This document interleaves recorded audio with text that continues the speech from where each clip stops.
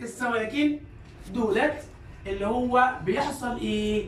ان الصوت بيجد اعتراض في الفم او الانف بعد مرور الهواء من الحبلين الصوتيين او الوترين الصوتيين او الثنايا الصوتيه. ان الصوت بيلاقي ايه؟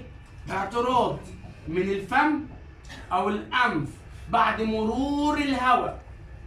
بيلاقي اعتراض بعد مرور مين؟ الهواء. منين؟ من اما الانف، ما هو هيمر من الثنايا الصوتيه، بيلاقي اعتراض فين؟ في الفم او الايه؟ او الانف بعد مرور مين؟ الهواء من الثنايا الايه؟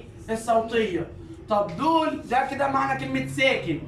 ساكن هو الحرف او الصوت الذي يجد اعتراض في الفم او الانف بعد مرور الهواء من الموترين الصوتيين او من الثنايا الصوتيه او من الاحبال الصوتيه.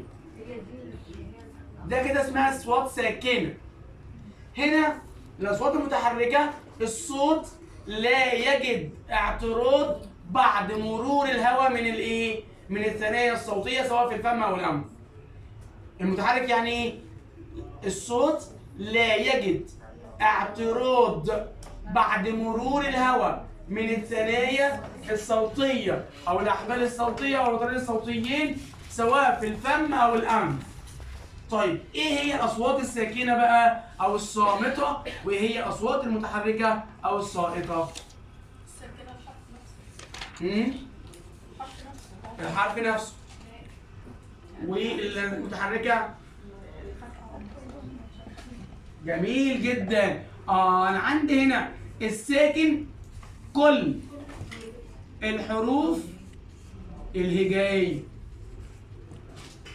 من اول الالف لحد الياء، اللي هم كام حرف؟ 28 حرف.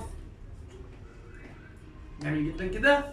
طب المتحرك قال لي ده هم دول بقى اللي احنا عندنا حاجه اسمها حركات قصيره وحركات ايه؟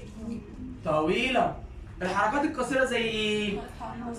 ايوه، الفتح والكسر والضم. فتحه، كسره، ضم. خلاص؟